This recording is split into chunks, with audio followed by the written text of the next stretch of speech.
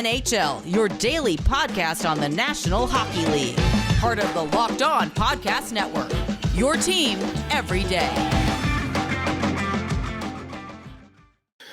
Rachel, I wanted nothing more than to be able to start off this podcast on Friday talking about the e-bug that could have played for the St. Louis Blues this week, but it didn't happen.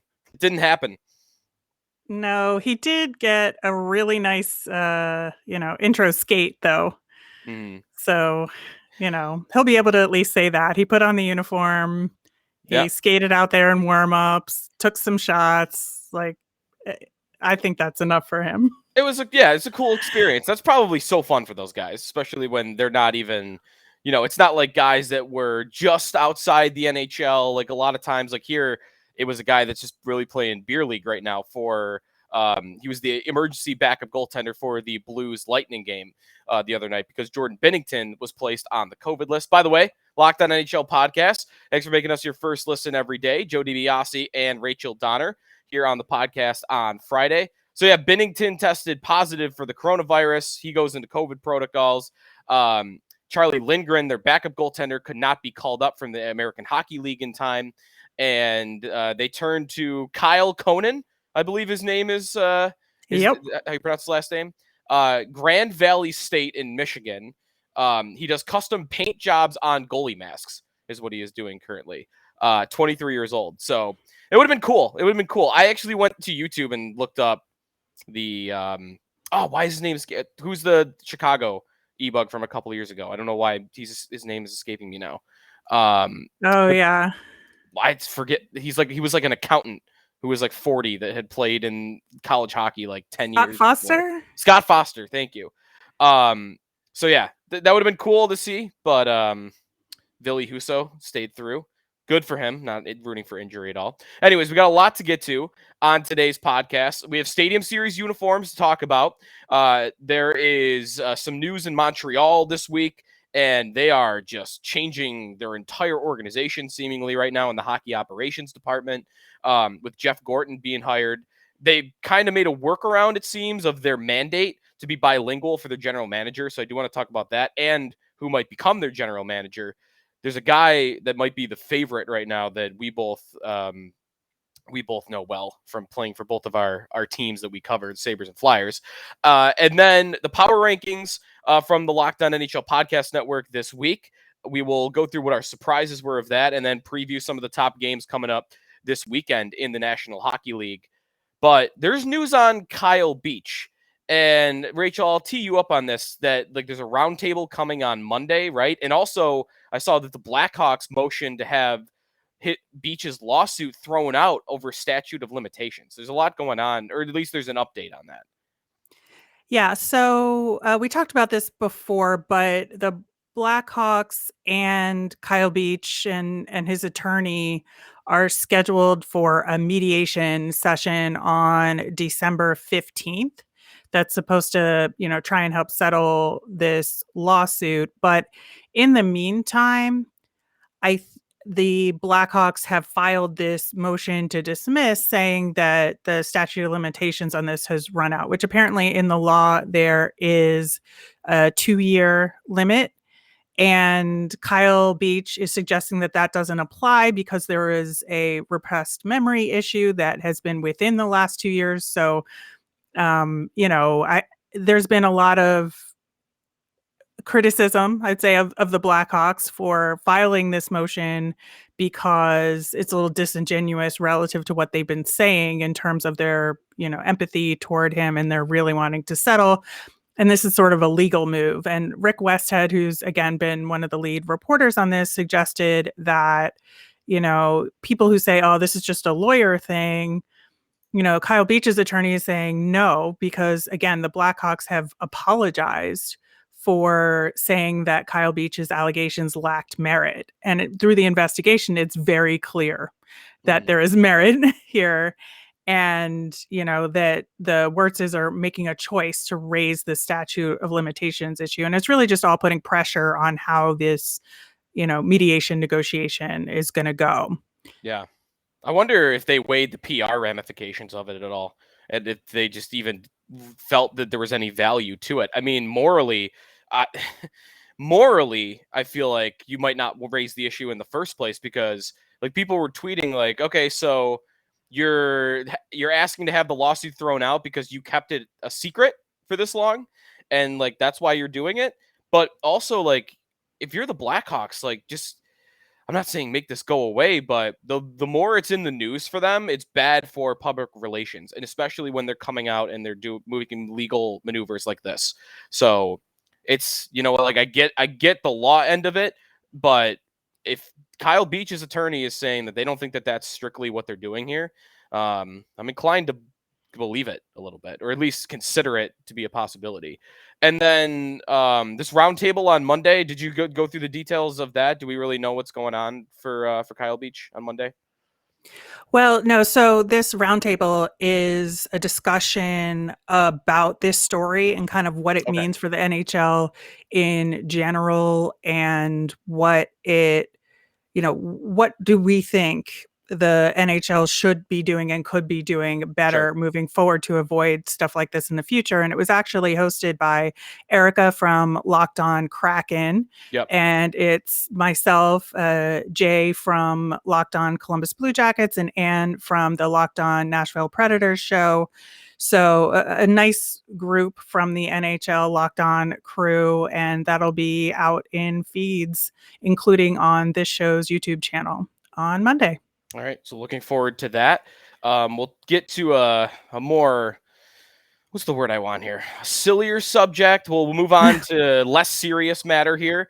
We are going to go the complete polar opposite when it comes to less serious subject matter.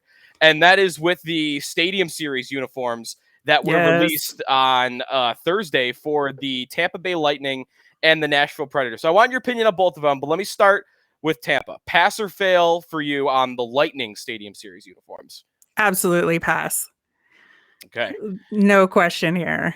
And then what about the Predators uniforms? Pass or fail? I'm going to give it a pass, but just barely. I think there's one other option they could have done, which probably would have been better for me, but I get what they were doing. What was what other option? What would you have preferred they did? So once I heard the explanation about why the font is the way it is for the Smashville lettering, I was like, oh, that makes sense. That, it's based on how a lot of the music, leaflets and posters are styled in Nashville. And once I remembered that, and like it clicked in terms of, I've been around Nashville, I've seen them, it made perfect sense. And I said, oh, that's great. It makes sense. Don't change a thing. But I think prior to that, I really would have preferred them take out the word Smashville and just increase the size of the guitar pick logo with the 3 stars, because I love that logo. Yeah, me too. It's super good. It kind of blends in, like you said, because it's the same color as the Smashville font, and it's kind of just stuck in the middle there. But yeah, I didn't realize that either. That it's the old letterpress from like jazz posters, even like from way back in the day for Nashville. So there is a historical reason why they did it the way they did with the Smashville fonts. Now that like I kind of understand that, like they're good. I definitely do like the Tampa Bay uniforms better though. The lightning bolt at the bottom, like, I think that's pretty cool. I like that they didn't do anything. They just left the shoulders white. There's no striping at all. Yes. Go ahead. That's the best part of it for me. Yeah. I'm a huge fan of jerseys without stripes, because stripes are I hesitate to call it lazy, but it's just an easy go-to to break up color blocks. And I understand it from a design perspective, but I think, getting some extra creativity in a design without any stripes gets huge marks from me. And it actually reminds me, when you have a design like that at the bottom of the jersey, it reminds me a lot of the Connecticut Whale jerseys from the NWHL/PHF. They have a wave at the bottom in like the green and blue, so it looks like the ocean that the whales are swimming in with the logo above it. It's really nice. You should check it out. Yes. But it gives me that same feeling, which I absolutely love. I had to remind myself what those look like, but you're right. Like, because when I first saw them, I did actually, I think, did they have those uniforms? When I did play-by-play for the NWHL, their first inaugural season for the Buffalo Buttes, I thought it was the Whale that had like a creative jersey like that, but I'm just reminding myself that now, that I used to think that like their jerseys were like tucked, and that was like what that little like wave was, but it's actually a design, so it's really cool. No, I agree. Everything you said about like the lack of striping, or like them going about it and not having that, I think is totally right. And I definitely like the Lightning uniforms more. The only jerseys we're waiting to see now for like outdoor games, the Heritage Classic between the Maple Leafs and the Sabres. We'll see if they get creative with it. I want so badly the Sabres to go with something with their former red and black color scheme. No Buffa Slug? No Buffa Slug at all. No, please, God, no. Maybe they do it though. I don't know what they'll do. They could go. They've had so many different uniform combinations over the years that who knows. But I'd like to see the red and black color scheme, just because there's a lot of fans of my generation that grew up with that being the Sabres, like just red and black, like not blue and gold. And it's kind of that history's been ignored by the organization since then. This would be a cool opportunity, I think, for them to do that. So hopefully they do, but we'll see. I think next couple weeks that is supposed to be announced. When we come back, I want to talk about the Montreal Canadiens, all their changes going about in the front office of their organization, and maybe we'll toss around a little bit who should be next, the next team to maybe blow things up around the league. So we'll do that in a second, but I want to remind you this podcast is brought to you by Boost Mobile. You can listen to podcasts for the power of the inside track. You switch to Boost Mobile for the power of saving money, because with Boost, you get the power of a free 5G phone, so you can listen to the latest episodes and keep up with your favorite players and teams. The power of 3 unlimited data lines for $30 a month per line, so your family can share all the insights, and the power of America's largest 5G networks, so you can do it all at the speed of 5G. With all that money you'll save and all that edge you'll gain, just how powerful will you become? Switch to Boost Mobile and find out. Get a free Samsung Galaxy A32 5G when you switch to one of America's largest 5G networks. More power to save. Boost Mobile. Free phone limited to new customers and 1 per line. Additional restrictions apply. Offers, coverage not available everywhere or for all phones networks. See boostmobile.com for details. Joe DiBiase and Rachel Donner here on the Locked On NHL podcast on a Friday. There's a lot of changes, sweeping changes going on in the Montreal Canadiens organization. Jeff Gorton, former general manager of the New York Rangers, and also prior to that, working with the Boston Bruins. He is now the president of hockey operations for Montreal. And like, Rachel, I have a theory on this. I think he's the GM. I think like the Canadiens have this. I don't even know if it's official. They have this bilingual mandate that their general manager must have in order to be able to talk to and connect with their French-speaking fan base. I feel like this might be their way around it. I think they just want Gorton making the moves in the front office. He doesn't know French. He said he's going to try to learn it. He actually had a funny quote about that he's going to do his best to learn it, but he's been trying to learn golf for 30 years and he still stinks at golf, so no promises of how good he'll get at it. Oh, no. So, look, my thought is he's just going to be running things from a different title. They're going to bring in, I don't know what, puppet is too strong a word. I don't want to say that, but almost like a general manager that will almost be closer to an assistant general manager below him. And I don't know, is he worth that to you? Like, it's not like the Rangers were this powerhouse. I like that they made moves there, but I don't know. Any thoughts for you on what Montreal did this week in the last 2 weeks, kind of just blowing up the whole front office? I mean, it was probably the right move for them at this point, given how things were going. And, Bergevin had been there too long. Yeah. He had just been there way too long. And it's the natural order of things in sports that it is very rare that you get management that sticks around for more than a 4 to 5 year tenure. Yeah. And so it was just one of those things that the combination of that relationship being stale and the team itself, going from, granted, a sort of miracle Stanley Cup final run, Yeah. But to where they are right now, it just seemed like maybe the time was right for Montreal to do this. And, I don't think Gorton is the greatest GM in the world, but I think he's a solid pick for them. And I think he'll be really good there. Me too. He made some good moves in New York. He did a great job developing goaltenders while he was there. I mean, Igor Shesterkin is maybe a top 5 goalie in the league right now. Alex Georgiev's had a tough season, but he had been a really good young goaltender before that. Absolutely. So I think it's a solid hire. I think they needed to do something in a month. You're mid-season, so in the month of December, maybe it was going to be hard to do better than Gorton because he was available. You could have waited till after the year, but the way the season has gone, they wanted to get going on that. So he's going to be president of hockey operations, and now we're kind of wondering who their general manager is going to be. And the guy that is being talked about a lot right now and then makes total sense to me is a guy that we both know well from both playing with the Sabres and with the Philadelphia Flyers.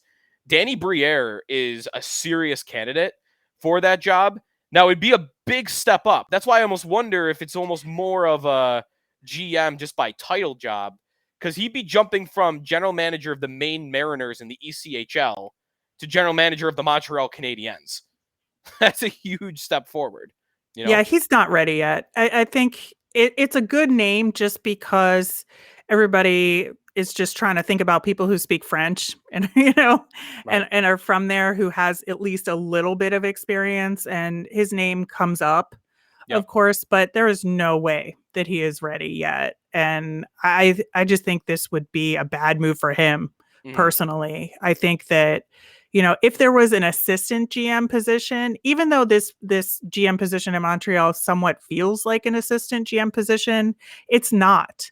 Right. And ultimately, because of the titling that they're putting together there, if things go south, the GM is the first one that's going to go. Yeah, good right? point. It's not somebody that's underneath. So if they're looking to hire an assistant GM for this team and have an extra person who speaks French, I think Daniel Briere could maybe slot in there, and especially if he's sort of more behind the scenes. Yeah, and it's a good point, something though, like that. Because, you're right. It does go on his resume. You might only be that by title, and you might not have as much say in the operating procedure of your organization as other GMs. But you'll get judged based on your tenure there. And if it goes poorly and you're out of the job, and that could disrupt all those years of kind of building yourself up as an executive and learning on the job that Briere's done in the minors. So, yeah, I'm not sure it makes sense for him, but we'll see. Eric Engels of Sportsnet said that he is getting serious consideration. So if it's not him, there are other candidates around, like Matthew Darsh of the in the hockey operations department in Tampa Bay. Martin Madden, I saw mentioned, he's the assistant GM for the Ducks. One other name I just wanted to throw by you for this. He's always listed in the odds. I don't know if I've seen anywhere that he's actually being interviewed or is getting consideration, but everybody is throwing Patrick Waugh's name out there right now for this. Well, I just don't see it. I mean, he's just too volatile. Right. If you're Gorton, they you need want stability. him below you? Mm-mm. If I'm Jeff Gorton, I don't want Patrick Waugh. Might be the last guy I'd want to hire because, you're right. Volatile is the right word to put it. That's the right way to put it. Maybe they hire him as coach, but I don't know if Waugh wants to do that. He's talked about wanting to be an executive. But I don't know. One of these guys probably gets the job because those are the 4 names that have been mentioned the most. What about Luc Robitaille? Luc Robitaille, is he working for the Kings right now still? Where is he? Yeah, he's the president of the Los Angeles Kings. So would he go from president of the Kings to now? He's not president of hockey ops though. That's Rob Blake. He's president of so he's almost maybe more in the business department. Yeah, he is. He's on the other side. That's a good thought though, because if he wants to jump over to the hockey side, I mean, that's a pretty good spot to do it in Montreal. And he's been around the Kings so long that I think he'd be more ready than a guy like Briere that we mentioned. That's a good name though, Robitaille. Real quick, any team come to mind for you? The next team that should do what Montreal did, kind of blow things up? I mean, the Flyers. Really?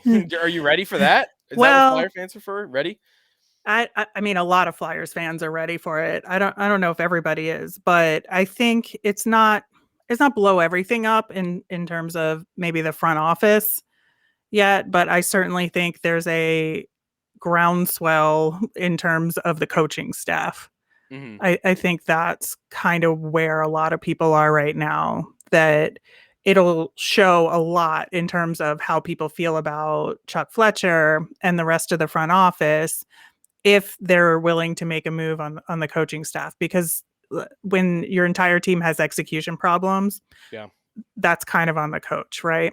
Yeah. So what would this be for though? Like, is this for let's kind of bring new people in, new coach in, even if it's Vigneault that goes first, and like let's try to win right now, or like what are we talking about? Like a rebuild for them? Well, I mean, I think the team will have to turn it around real quickly to not have a rebuild in the conversation. Okay. I don't know if a rebuild is 100% necessary at this point, Hmm. but they will have to turn it around to not like quiet those thoughts out there. And I think that, a good first move might be to fire Michel Therrien, who's been running one of the worst power plays in the NHL. And it was great before he started coaching the power play, or at least pretty solid for the Yeah. most part. Great for a couple of years, but pretty solid otherwise. And then he started running it and it's not good. So I think that would be what people would refer to as a good start. Gotcha. My team for this would be, this is kind of an easy one, but the Vancouver Canucks. Um, Yes. their owner met with GM Jim Benning a couple weeks ago, didn't make any changes, but they're not good. He's been there a long time. They've not had much success while he's been there. Travis Green at head coach almost feels like a dead man walking right now. Like everyone expects him to be the next coach fired. I was listening to someone talk about the Canucks recently. Maybe it was Greg Wyshynski, ESPN, that like I don't know what they're waiting for. Like they know that they're going to do it, but he's still coaching.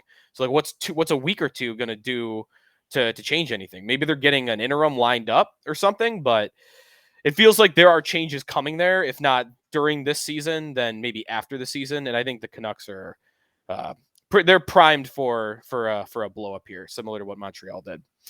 All right, we're going to take another time out when we come back. Power ranking surprises from this week on the NHL Power Rankings here at Locked On NHL, and then we'll preview some of the top games coming up this weekend in the National Hockey League. That's coming your way in just a minute. Bet Online, though, has you covered for all season. More props, odds, lines than ever before. Football season continues to march to the playoffs. We got college football, conference championships coming up. Bet Online is your number one spot for all the sports action this season. Head to their new updated desktop or mobile website to sign up today and receive your 50% welcome bonus on your first deposit. Just use the promo code Locked On to receive your bonus. From basketball, football, NHL, boxing, UFC, right to your favorite Vegas casino games. Do not wait to take advantage of all the amazing offers available for the 2021 season. BetOnline is the fastest and easiest way to bet all your favorite sports. BetOnline, where the game starts. This holiday season, grab the protein bar that tastes like a candy bar, or even better than a candy bar, and that's Built Bar. It's filled with so much holiday goodness. It's rich with decadent flavor, but it's amazingly low in calories, sugar, net carbs, and fat, but high in protein. You get the best of both worlds. Built Bar is delicious and healthy. And there's so many flavors to choose from. You'll have a hard time deciding. Are you going to have raspberry or mint brownie, cherry or double chocolate, cookies and cream, or peanut butter brownie? Built Bar gives you that extra fuel you need to bust down those mall doors and battle all the holiday shoppers. Built Bar can give you that extra something to keep you going. So throw one in your jacket or purse. You never know when you're going to need it. And here's a holiday secret for you. Dip your Built Bar into a piping hot cup of cocoa, let it melt a little, and give your beverage a bit of that Built Bar flavor. And if you like those marshmallowy treats around the holidays, you need to get your hands on Built Bar Puffs. They're light, fluffy, and taste so good you won't believe that they're filled with protein. So go to Built.com and use the promo code LOCKED15 and you'll get 15% off your order. That's promo code LOCKED15 for 15% off at Built.com. Joe DiBiase, Rachel Donner here on the Locked On NHL podcast. If you follow us on Twitter at Locked On Network, you might have saw our NHL Power Rankings that were released earlier in the week. I have a couple of teams that one team that I was surprised to find where they were, and another one where I completely understand where they are, but I would have them higher. I'll start with that team, and then Rachel, I'll go to you for like a team that you were surprised by. Actually, before I even do that, your Flyers are finally out of the middle, 23rd. Yeah, they're down, which is appropriate. So I'm not complaining. 16th, they're not good right now. Yeah. Yeah.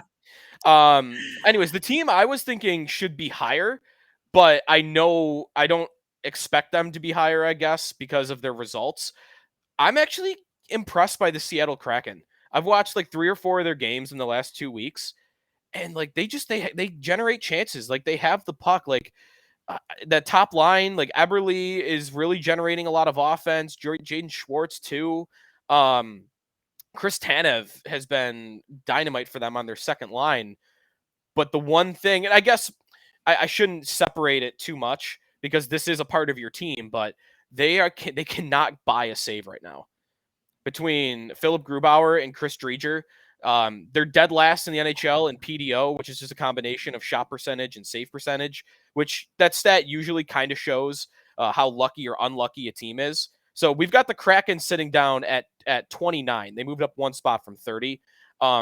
They're not a team that I think should be a lot higher right now. Like I understand why they are where they are, but I would just say like they're going to be on the rise in the next couple of weeks. So I just wanted to throw that a shout out their way. Was there a team you were surprised by where they ended up in our power rankings? Yeah, the Dallas Stars. I mean, they should be in the top half.